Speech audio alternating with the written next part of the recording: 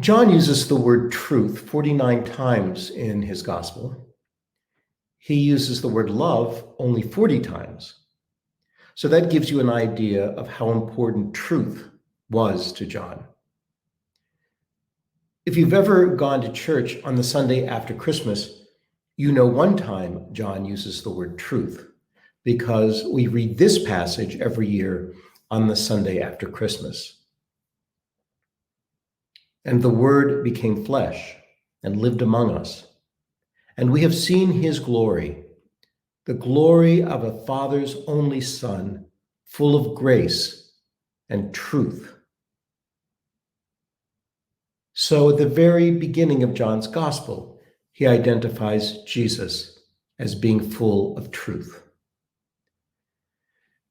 And then, if you've ever gone to church on Good Friday, you know another time, well, two other times actually, when John uses the word truth, because we read this passage every year on Good Friday. Jesus is about to be condemned to death, so it's at the other end of his life from Christmas, and he stands before Pilate. And Jesus tells Pilate that he came into the world to testify to the truth. So there's that word again, truth. And out of Pilate's mouth comes one of the most famous phrases in the Christian scriptures, maybe one of the most famous phrases in all of literature. Pilate says to Jesus, "What is truth?"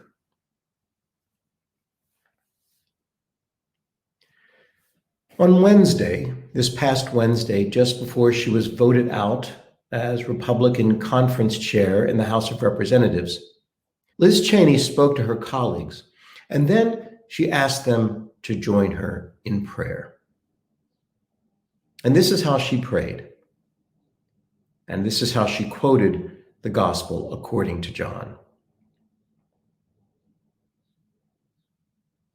Dear God, fill us with a love of freedom and a reverence for all your gifts. Help us to understand the gravity of this moment. Help us to remember that democratic systems can fray and suddenly unravel. And when they do, they are gone forever. Help us to speak the truth and to remember the words of John 8:32. Ye shall know the truth, and the truth shall set you free. Thus prayed Liz Cheney. The subtext, of course, is that she insists that her colleagues accept as truth that Donald Trump lost the 2020 election. It's an inconvenient truth for them, but a truth nonetheless. And that puts me in mind of Kellyanne Conway's press conference in January 2017 about another inconvenient truth, when she said that Sean Spicer's claim that Trump's inaugural crowd was the largest in history was, and you all remember this phrase, just an alternative fact. It reminds me of Pilate, that other government official, just before he had Jesus murdered. But back to Liz Cheney and the passage she quoted from John's Gospel. If you continue in my word, you are truly my disciples, and you will know the truth, and the truth will make you free. The truth that Jesus was talking about in that passage and throughout John's Gospel wasn't truth like an accurate crowd count. The truth Jesus meant was the nature of things. That's what truth is, the true nature of things, the true nature of God, the true nature of human life. That's the truth Jesus was talking about. And all of that was revealed in Jesus. Jesus, in another place in John's Gospel, says that he himself is the truth. I am the way and the truth and the life, Jesus says to us. That sort of truth with a capital T is not what Liz Cheney was talking about when she begged God to help our government speak the truth, small t. But just after Cheney begged God for the grace to tell the truth, small t, on the same floor of the same House of Representatives, one of her colleagues said that most of the people who entered the Capitol on the 6th of January were just there for, and this is a quote, just there for a normal tourist visit. Another one of her GOP colleagues then said that the people who breached the Capitol weren't at the Trump rally beforehand, that President Trump had nothing to do with their rage. Another one said that the people killed that day were Trump supporters. And so the Trump supporters were the victims and not the perps. What is truth? When Jesus said that the truth, capital T, will set you free, he didn't mean that if you're honest about a particular crowd size, for example, you'll be free.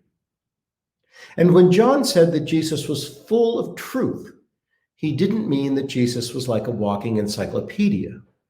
Or when Pilate asked what truth really is, he wasn't wondering about some discrete piece of information, like what city he and Jesus were in. The truth, capital T, that John talks about in his gospel account is not that kind of truth. But I think there is a link between that kind of truth, small t, truth like crowd sizes. I think there is a link between that kind of truth and the truth, capital T, that Jesus embodies and that John talks about in his gospel.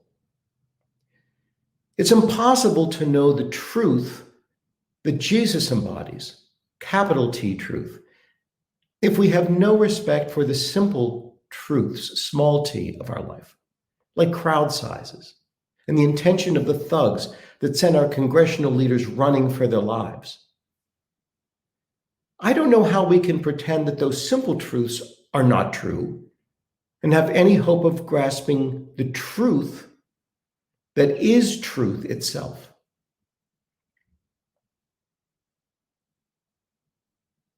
Jesus said, in another way, and something we all know, that anyone who claims to love God but hates the neighbor is a liar.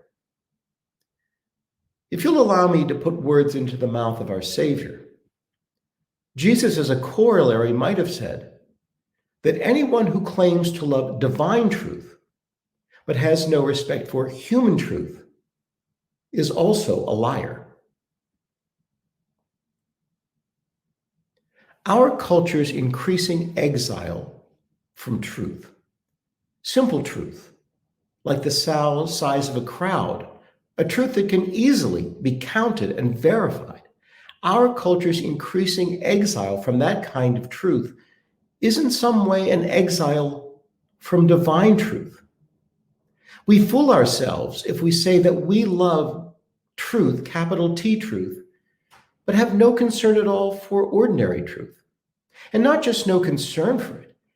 Increasingly, we hate the truth, small t, if it's inconvenient. And is it too much to say that if we hate truth with a small t, we also hate truth with a capital T? It's often struck me what an unpleasant person and what a maddening person Jesus must have been.